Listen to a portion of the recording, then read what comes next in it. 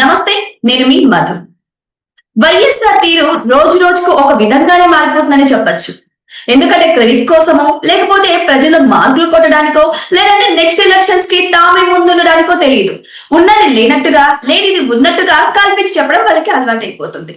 మొదటి వరకు పీపీపీ విధానం మీద కోటి సంతకాల సేకరణ చేసినటువంటి వైసీపీ తర్వాత భోగాపురం ఎయిర్పోర్ట్ మీద పడింది. మళ్ళీ ఇప్పుడు రాయలసీమ లిఫ్ట్ ఇరిగేషన్ అంటూ ఇంకొక కొత్త కార్యక్రమాన్ని చేపట్టడం స్టార్ట్ అయింది. అయితే ఈ కార్యక్రమం ద్వారా అయినా సరే ప్రజల వారికి మద్దతు వస్తుందా, లేకపోతే ఇది కూడా పీపీపీ విధానం లాగానే తుస్తుంటుందా అనే విషయాన్ని ఈ రోజు మనం తెలుసుకుందాం. అసలు వైసీపీ తీరు ఎలా నడుస్తుంది అనే విషయాల గురించి ఈ రోజు మనం తెలుసుకుందాం. ప్రస్తుతం మనతో పాటు ఉన్నారు సీనియర్ జర్నలిస్ట్ డివి శ్రీనివాస్ గారు. వారిని మరిన్ని విషయాలను తెలుసుకుందాం. నమస్కారం సార్. నమస్తే సార్, రోజు రోజుకి వైసీపీ వారి తీరులో అయితే చూసుకుంటే ఎక్కువగా చేంజ్ కనిపిస్తుంది. వాళ్ళకి ఏం చేయాలో తెలియక టీడీపీ వాళ్ళు చేసినటువంటి ప్రతిదాన్ని, కూటమి ప్రభుత్వం చేసినటువంటి ప్రతిదాన్ని కూడా వాళ్ళ అకౌంట్ లోకి వేసుకుందామని చూస్తున్నారు. ఏం చేసినా సరే అది తప్పు పడుతున్నారు. మరి ఇప్పుడు రాయలసీమ లిఫ్ట్ ఇరిగేషన్ మీద కూడా వారికి కన్ను పడినట్టే ఉంది.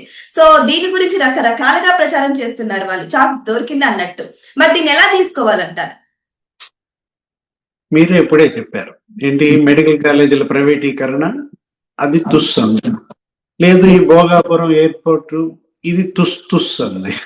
ఇప్పుడు ఈ రాయలసీమ లిఫ్ట్ ఇరిగేషన్ 3 తుస్సుల అంటే ఈ తుస్సు పార్టీ మనకి ఎక్కడ దొరికిందో నాకైతే అర్థం కావట్లేదు. అంటే ఇప్పుడు ఇవన్నీ పెద్ద పెద్ద మంచి బాంబులు, ఏది హైడ్రోజన్ బాంబు, లక్ష్మీ బాంబులు బెల్లెట్ బేల్తాయి అనుకుంటే తుస్ అంటున్నాయి.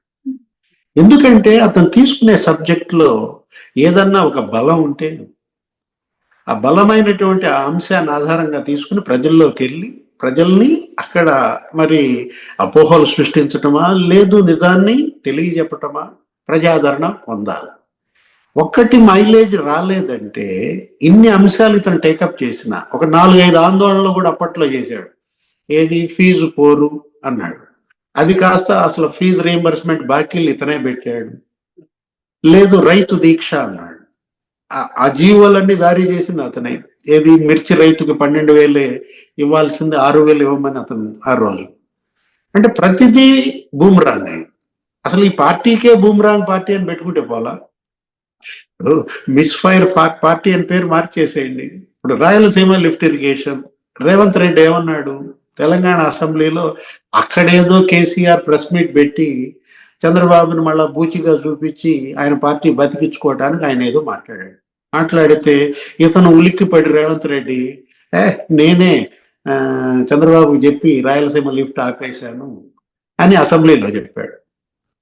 అంటే వాళ్ళ రాజకీయం అక్కడ తెలంగాణలో వాళ్ళ మనుగడ కోసం బీఆర్ఎస్ కాంగ్రెస్ ఏదో పిచ్చి మాటలు మాట్లాడితే దాన్ని అడ్డం పెట్టుకుని ఇప్పుడు వాళ్ళు ఇక్కడ ఒక పెద్ద ఉద్యమం, రాయలసీమ నీటి హక్కుల సాధన సమితి, పురుషోత్తం రెడ్డి, దశరథరామరెడ్డి, ఈ ముసుగులన్నీ బయటకు తీసుకొచ్చి జగన్మోహన్ రెడ్డి వెనకాల పెద్ద తోలుబొమ్మలాట, విద్వేషాలు రెచ్చగొట్టడం. రాయలసీమ ప్రజల్లో ఎందుకు అంత భావోద్వేగాలు పెంచుతూ ఆ ప్రయత్నం చేస్తున్నారు? నిజంగా రాయలసీమ లిఫ్ట్ ఇరిగేషన్ ఏంటి అసలు? అది లిఫ్టేనా? అది ఒక స్కామ్. అది లిఫ్ట్ ఇరిగేషన్ పేరుతో కూడా స్కామ్ చేశాడు జగన్మోహన్ రెడ్డి. స్కీముల పేరుతో స్కాములే కాదు, లిఫ్టుల పేరుతో కూడా స్కాములే అన్నమాట. అక్కడ ఏం చేశాడంటే 3,373 కోట్లతో నేను సీమ లిఫ్ట్ ఇరిగేషన్ అన్నాడు. ఇప్పుడు 2020 మే 5న దానికి ఆయన ప్రభుత్వం ఆమోదం అన్నారు. ఇతను ఎవరో ఈ తెలంగాణ అతను శ్రీనివాస్ అనేవాడు కోర్టుకు వెళ్ళాడు. కోర్టుకు వెళ్ళేసరికి కేంద్రం కన్నెర చేసింది. అక్టోబర్ 27న అది ఆపేయమని ఆదేశాలు ఇచ్చింది. అంటే మే 5న నువ్వు ఆమోదం చెప్పావు, అక్టోబర్ 22న వాళ్ళు ఆపేయమన్నారు. ఎంత? ఈ 4 నెలలు. ఈ 4-5 నెలల్లో కట్టేసావా? 3,373 కోట్లు ఖర్చు పెట్టావా? దానికి ఏం చేశాడంటే స్కామ్ అని ఎందుకు అంటున్నానంటే ఒక 900 కోట్లు అప్పు తెచ్చాడు. అంటే పనులు ఆపేసిన తర్వాత, పనులు ఆపేశాము అని సిఎస్ ఒక అఫిడవిట్ పంపాడు కేంద్రానికి. సిఎస్ పనులు ఆపేశాము అని అఫిడవిట్ పంపిన తర్వాత మళ్ళా ఆ ప్రాజెక్టు పేరుతో నువ్వెలా అప్పు తెస్తావు? 900 కోట్లు అప్పు తెచ్చి ఏం చేశాడో తెలుసా? ఎక్కడ అప్పు తెచ్చినా ఆ డబ్బు ఎందులో వేయాలి? స్టేట్ ట్రెజరీలో పడాలి. కానీ గమ్మత్తుగా ఇది స్టేట్ ట్రెజరీలో పడకుండా 700 కోట్లు ఎందులో పడ్డాయి? కాంట్రాక్టర్ అకౌంట్లో పడ్డాయి. అంటే ఒక సంస్థ దగ్గర అప్పు తెచ్చిన డబ్బులు, గవర్నమెంట్ తెచ్చింది అప్పు, కాంట్రాక్టర్ తెచ్చాడా? ఆ అప్పు కాంట్రాక్టర్ తెచ్చుకుంటే ఎస్బీఐ నుంచో లేకపోతే వేరే బ్యాంక్, సిండికేట్ బ్యాంక్ నుంచో ఆయన అకౌంట్ లో పడతాయి. గవర్నమెంట్ అప్పు తేయడం ఏంటి? కాంట్రాక్టర్ ఖాతాలో 700 కోట్లు పట్టడం ఏంటి? స్కామ్ కాదా? స్పష్టంగా ఒకవైపు తెలుస్తుంది. ఏమో పనులు ఆపేశాం, ఈ ప్రాజెక్ట్ పనులు ఆపేశామనేమో అఫిడవిట్ ఇస్తావా? అఫిడవిట్ అంటే ఏంటి? అది కోర్టుకి నువ్వు ఇచ్చినటువంటి ఒక ఒక ప్రమాణం. ఆ ప్రమాణాన్ని ఉల్లంఘించి మళ్ళీ అప్పు తెచ్చావు. ఆ 700 కోట్లు ఏమయ్యాయి? కట్టావా? ఆ కాంట్రాక్టరు ఇప్పుడు 100 కోట్లతోనో ఏమో కొద్దిగా పరికరాలు కొన్నారు. ఏంటి? ఆ ఎలక్ట్రిక్ సంబంధించిన మోటార్లు, గీటర్లు 100 కోట్లు. 600 కోట్లు పంచుకున్నారా? నేను అంటోంది అదే, అది లిఫ్ట్ కాదు, అది ఒక స్కామ్ అంటోంది. అదే ముందు ఈ స్కామ్ మీద చంద్రబాబు ప్రభుత్వం విచారణ చేయాలి. ఎందుకని ఏడాదిన్నర అయినా కూడా ఈ స్కామ్ గురించి ఎందుకు పట్టించుకోలేదు? ఎందుకంటే ఈ స్కామ్ బయట పెట్టిందే పయ్యావుల కేశవ్. ఇప్పుడు ఆయన ఆర్థిక మంత్రిగా ఉన్నాడు. ఆ రోజు నువ్వు బయట పెట్టిన స్కాములు మరి ఈ రోజు నువ్వు అధికారంలో ఉన్నప్పుడు నువ్వు విచారణ చేయించాలి కదా, విచారణ చేయించమని అడగాలి కదా. ఆ రాయలసీమ లిఫ్ట్ ని పెట్టి ఇవాళ కూడా ఈ శైలజానాథ్, బివి మోహన్ రెడ్డి, ఈ కర్నూలు బ్యాచ్ మొత్తం ఈ వైసీపీ నాయకులంతా ప్రెస్ మీట్లు పెడుతున్నారు. అంటే ఏంటి? రెచ్చగొట్టడం, సీమ ప్రజల్ని ఏదో రకంగా మళ్ళా వైసీపీని గెలిపించడం కోసం, మళ్ళీ ఆకర్షించడం కోసం రేవంత్ రెడ్డి మాటలు అడ్డం పెట్టుకుని తెలంగాణకి చీకటి ఒప్పందం చేసుకున్నాడు, ఓటుకు నోటు కేసు అంటారు, ఏదేదో చెప్తారు.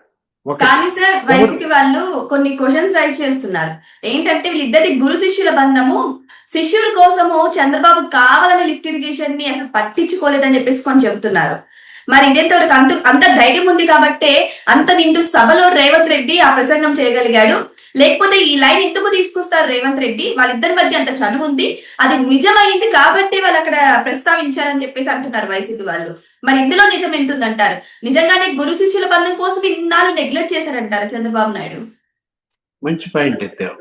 బహుశా నీలో జగన్మోహన్ రెడ్డి ప్రవేశించి ప్రశ్న అడుగుంటాడు. అంటే ఇప్పుడు గురు శిష్యుల బంధం వద్దాం. ఏది గురు శిష్యుల బంధం? రేవంత్ రెడ్డి వచ్చి నల్లమల సాగర్ కి కొబ్బరికాయ కొడితే అది గురు శిష్యుల బంధం. నువ్వు వెళ్ళి కొబ్బరికాయ కొట్టావు కాళేశ్వరానికి. జగన్మోహన్ రెడ్డి వెళ్ళి కాళేశ్వరంకి కొబ్బరికాయ కొట్టాడమ్మా. అంటే కాళేశ్వరం కొబ్బరికాయ, అంటే కొబ్బరికాయ పగిలిందో లేదో మనకు తెలియదు కానీ కొట్టాడు, కానీ కాళేశ్వరం పగిలిపోయింది. ఏది? ఆ పిల్లర్లు కాస్త బెసిగిపోయాయి. ఇప్పుడు అది పెద్ద స్కామ్ అన్నారు, దానికి విచారణ జరుగుతుంది. అది కదా గురు శిష్యుల బంధం. ఏది? ఆయన కేసీఆర్ పిలిచాడు, నువ్వు అక్కడికి వెళ్ళావు, కొబ్బరికాయ కొట్టావు, దాన్ని అంటారు గురు శిష్యుల బంధం అంటారు. లేదు వాళ్ళ ఇంటికి వెళ్ళి భోజనం చేయడం, లేదు ఆయన వచ్చి వీళ్ళింట్లో భోజనం చేయడం. కేసీఆర్ వచ్చాడా లేదా? రోజా ఇంటికి వచ్చి రోజా బ్రహ్మాండంగా మరి ఏదేదో పెట్టింది, ఏంటో రొయ్యలు లేకపోతే పీతలు ఇలాంటివన్నీ కూడా చేసి పెట్టింది. చేయటం తప్పుగా. ఆయన ముఖ్యమంత్రిగా వచ్చాడు, నువ్వు మరి ఆయన్ని ఆదరించావు, సరే నీకు అక్కడ బిల్డింగ్స్ ఉంటాయి తెలంగాణలో, నువ్వు సినిమా యాక్టర్వి, మరి మంత్రి గారు లేకపోతే ఎమ్మెల్యే గాను ఉన్నావు, భోజనం పెట్టావు. ఆ రోజు కేసీఆర్ ఏమన్నాడు? భేషజాలు లేవు, బేసిన్ లేవు, రాయలసీమకి నీళ్లు ఇవ్వాలి. అబ్బో, ఆయన మ్యాగ్నానిమిటీని నువ్వు పొగిడావు. కేసీఆర్ మ్యాగ్నానిమిటీ అనే పదం వాడాడు, వాడేవా లేదా?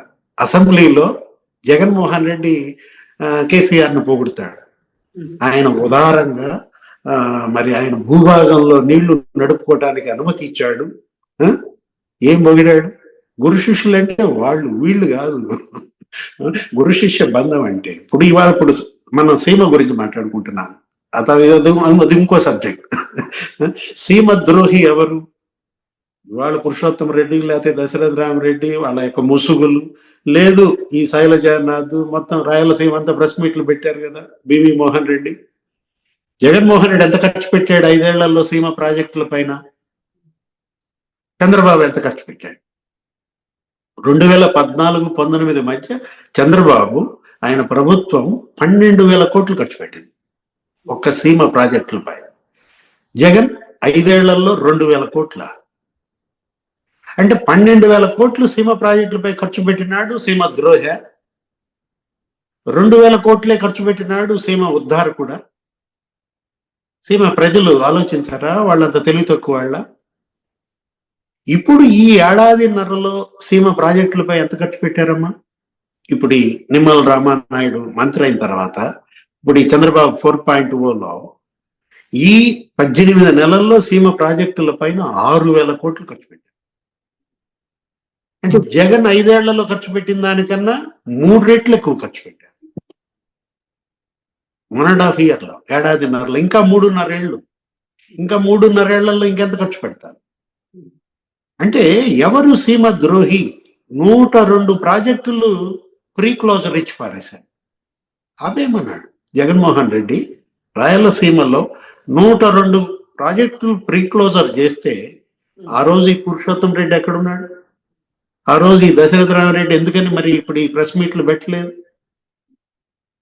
ఏదో రేవంత్ రెడ్డి కాలక్షేపానికి 2 మాటలు మాట్లాడితే దాన్ని అడ్డం పెట్టుకుని నేను ఆపేయించాను అని ఆయన అంటాడు.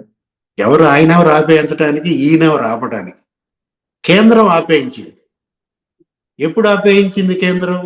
జగన్మోహన్ రెడ్డి సీఎంగా ఉన్నప్పుడు 2020 అక్టోబర్ 26న ఆపేయమంది, ఆపేశారు. ఇది రాయలసీమ లిఫ్ట్ ఇరిగేషన్ స్టోరీ. దీన్ని వదిలేసి ఏదో రకంగా రెచ్చగొట్టాలా? మీరు అన్నారు కదా, ఏంటి ఏమన్నారు? తుస్స మెడికల్ కాలేజీల ప్రైవేటీకరణ తుస్, భోగాపురం ఎయిర్పోర్ట్ తుస్, ఇప్పుడు ఇది తుస్ తుస్ తుస్. లిఫ్ట్ ఇరిగేషన్ మళ్ళీ తిరిగి ప్రారంభిస్తారంటారా? నువ్వు ఆ క్వశ్చన్ కాదు అడగాల్సింది. నువ్వే క్వశ్చన్ అడగాలంటే మరి నల్లమల్ల సాగర్కి రేవంత్ రెడ్డి వచ్చి కొబ్బరికాయ కొడతాడా అని అడగాలి. ఇప్పుడు ఆ రోజు కాళేశ్వరానికి జగన్మోహన్ రెడ్డి కొబ్బరికాయ కొట్టారు కదండి. మరి మరి లెవెల్ చేసుకోవాలి కదా. మరి ఇప్పుడు తెలంగాణ సీఎం కూడా వచ్చి ఈ నల్లమల సాగర్ లేకపోతే బనకచెర్లు దాని కనుక కొబ్బరికాయ కొడితే లెవెల్ అయిపోతుంది. ఏదేమైనా కానీ ప్రభుత్వం చేపడుతున్న ప్రతి పథకాలను కూడా జగన్మోహన్ రెడ్డి తనకు ఫేవర్ గా దాన్ని అంతా కూడా రాంగ్ అని చెప్పే ప్రయత్నంలో తన స్కామ్లను తానే బయట పెట్టుకుంటున్నట్టయితే కొన్ని వార్తలు వస్తున్నాయి. మరి వెయిట్ చేసి చూద్దాం ఈ లిఫ్ట్ ఇరిగేషన్ కూడా ఆయనకి ఎంత ప్రమాదాన్ని తెచ్చి పెడుతుందో, లేకపోతే ఈ లిఫ్ట్ ఇరిగేషన్ లో ఆయన నిజంగానే సక్సెస్ అవుతారా లేదా అనేది కూడా వెయిట్ చేసి చూద్దాం. Thank you so much.